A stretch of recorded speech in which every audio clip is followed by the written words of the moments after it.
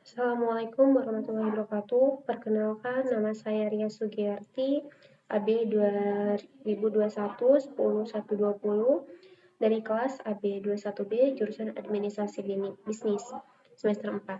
Di sini saya akan membahas cara melakukan analisis regresi linear berganda dengan SPSS. Untuk mempersingkat waktu, kita awali dulu seperti biasa. Kita akan memahami konsep dasar dalam analisis regresi berganda, di mana analisis regresi berganda bertujuan untuk mengetahui ada atau tidaknya pengaruh dua atau lebih variabel bebas atau sering disebut dengan X terhadap variabel terikat atau Y.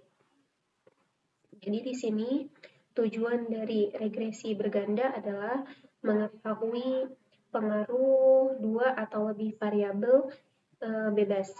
Jika hanya satu variabel bebas, maka disebut dengan regresi sederhana. Namun jika lebih dari satu, bisa disebut dengan berganda.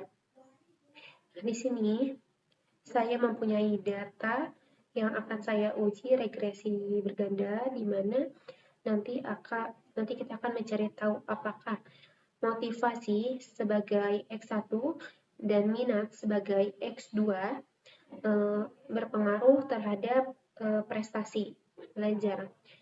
Nah, di sini terdiri dari dua variabel bebas. Jadi masuk dalam kategori analisis regresi berganda. Selanjutnya, uji T bertujuan untuk mengetahui ada atau tidaknya pengaruh parsial sendiri yang diberikan variabel bebas terhadap variabel terikat. Jadi dalam analisis regresi berganda itu ada yang namanya uji T. Uji T itu untuk mengetahui pengaruh, misalkan di sini pengaruh X1 secara tersendiri terhadap Y. Dalam hal ini pengaruh motivasi terhadap prestasi tanpa variabel menengah. Itu disebut dengan uji T. Selanjutnya ada uji F. Uji F bertujuan untuk mengetahui ada atau tidaknya pengaruh simultan bersama-sama yang diberikan variabel bebas terhadap variabel terikat. Jadi kalau uji F itu mengetahui pengaruh motivasi dan minat secara bersama-sama atau secara gabungan terhadap prestasi belajar atau Y. Itu disebut dengan uji F. Selanjutnya, dalam analisis regresi berganda ada juga yang namanya koefisien determinasi, di mana koefisien determinasi berfungsi untuk mengetahui berapa persen pengaruh yang diberikan variabel X secara simultan terhadap variabel Y. Jadi nanti kita juga akan mencari tahu berapa persen pengaruh yang diberikan motivasi dan minat secara bersama-sama atau secara simultan terhadap prestasi belajar. Selanjutnya, di sini saya akan masuk ke program praktek dengan pengolahan data SPS dengan menggunakan metode atau analisis regresi berganda. Seperti biasa, saya buka dulu program SPSS-nya. Seperti ini. Langkah selanjutnya, saya klik variabel view. Pada bagian name atau nama, saya klik X. Saya ketikkan X1.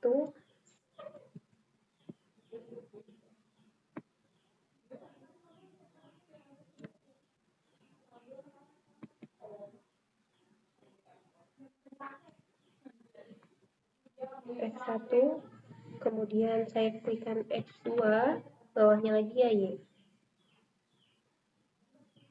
Kemudian pada bagian label untuk X1, kita sesuaikan dengan data yang ada di Excel ini.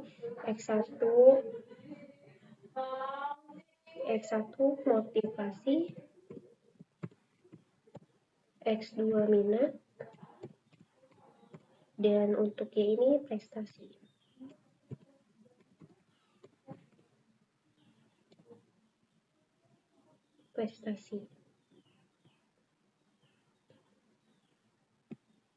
Jadi penulisannya seperti ini.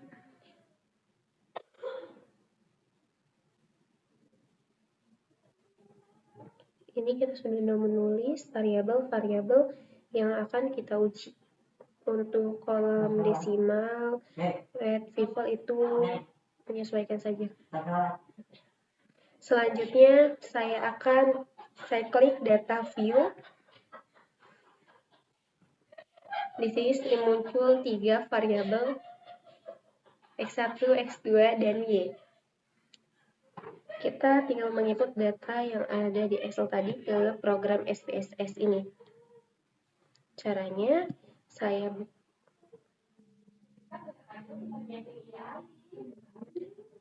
kemudian blok CTRL-C, kemudian pindahkan ke program SPSS, lalu paste.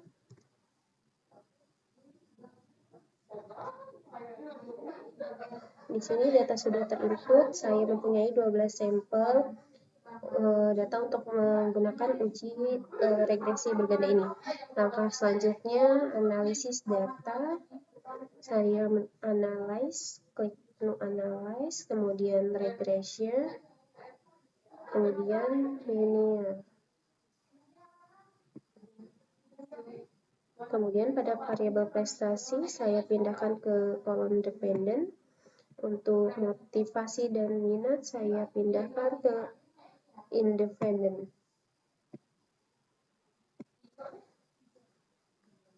Cukup simpel. Selanjutnya kita klik OK.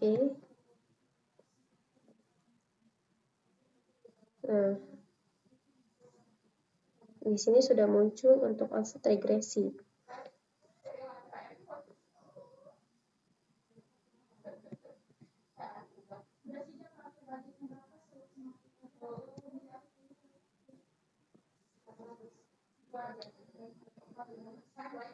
Tulisan regression itu output dari analisis regresi berganda.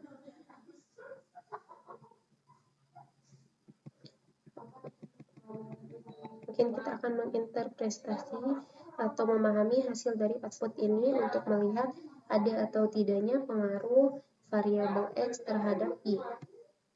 Selanjutnya kita ada perumusan hipotesis.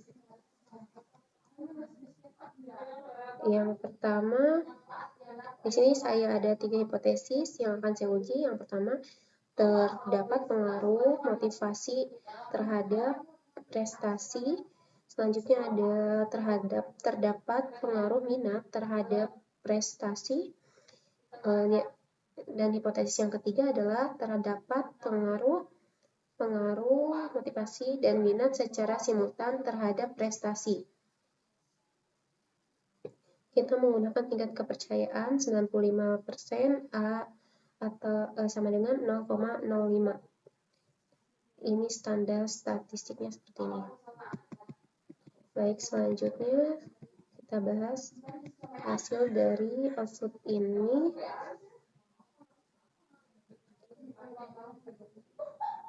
Di mana dasar pengambilan keputusan dalam uji T adalah jika nilai signifikasi lebih kecil dari 0,05 atau T hitung lebih besar dari T tabel, maka terdapat pengaruh variabel X terhadap variabel Y. Nah, sebaiknya jika signifikasi lebih besar dari 0,05 atau T hitung lebih kecil dari T tabel, maka tidak terdapat pengaruh variabel X terhadap variabel Y. ini adalah dasar pengambilan keputusan dalam uji T. Cara mencari T-tabel, karena ini ada pertandingan T hitung dan T-tabel, mari kita cari tahu dulu T-tabelnya berapa. Di sini ada rumus T-tabelnya adalah T-tabel sama dengan T dalam kurung A dibagi 2, kemudian N dikurang K dikurang 1. Sama dengan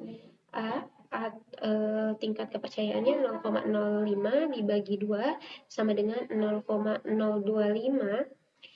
N-nya, kemudian N itu jumlah sampel, kita cek lagi jumlah sampelnya 12 sampel dikurangi K itu jumlah variabel X. Dalam hal ini jumlah variabel X itu ada 2, maka 12 dikurangi 2 sama dengan 10, dikurangi 1 sama dengan 9. Angka 0,025 ini kita cari pada distribusi nilai T-tabel. Maka ketemu angka 2,262.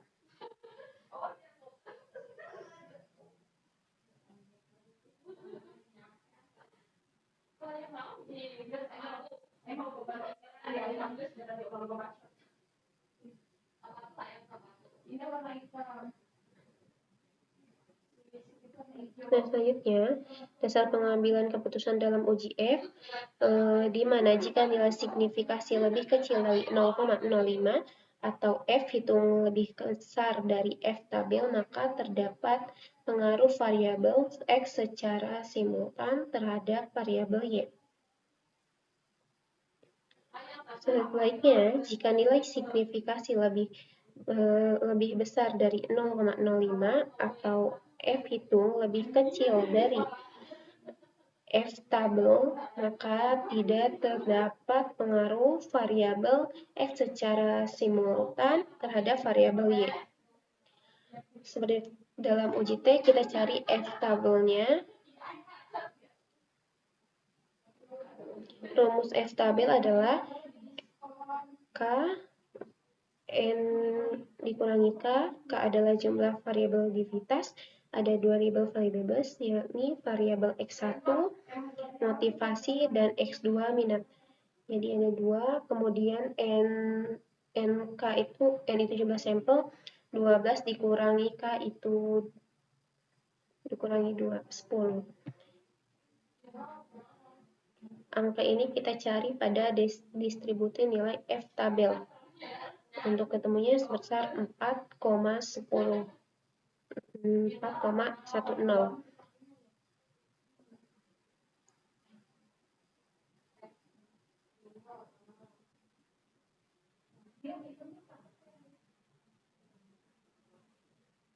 Nah,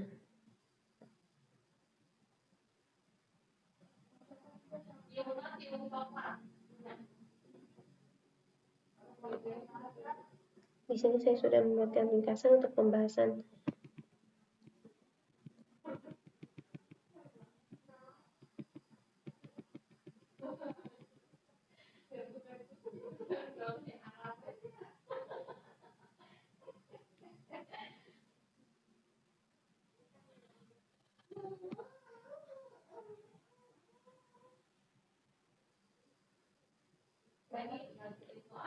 Di sini ada pengujian hipotesis H pertama dan hipotesis kedua atau uji T. Outputnya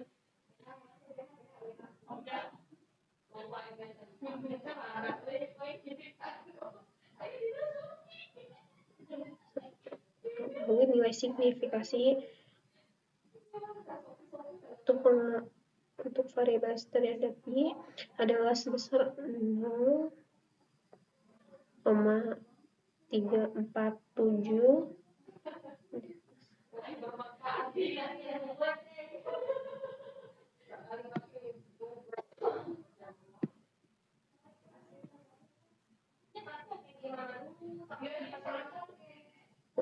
Kita hitungnya udah 0,992 lebih kecil dari T tabel. Tabelnya tadi udah kita cari tahu. Simpulkan bahwa sisa namanya tidak dapat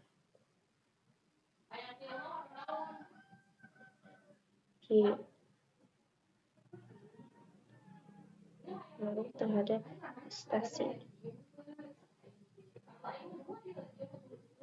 Teknis yang kedua, jadi signifikasi itu satu ada 0,000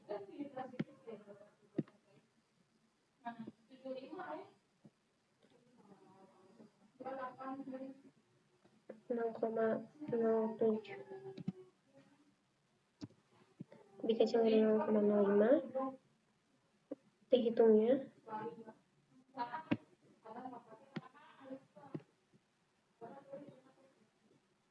lebih besar dari T tabel, sehingga dapat disimpulkan bahwa H2 diterima, yang berarti terdapat pengaruh X2 terhadap Y.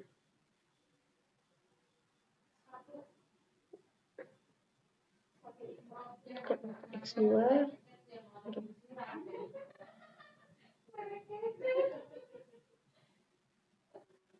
selanjutnya kita akan membahas UGF.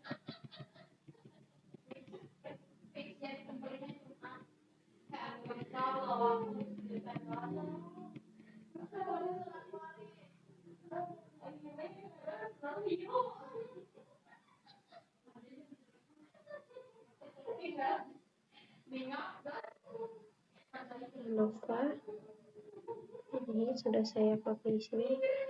Angka yang penting saya beri.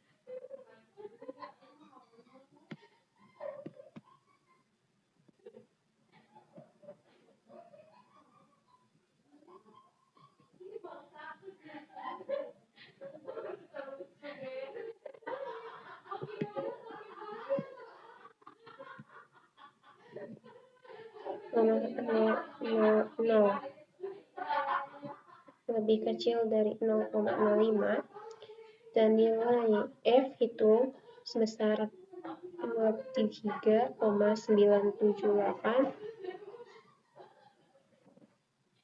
lebih besar dari F tabel 4,10, sehingga dapat disimpulkan bahwa hipotesis 3 diterima, yang berarti terdapat pengaruh X1 dan X2 secara simultan terhadap Y, sehingga ada hasil yang perlu kita bahas.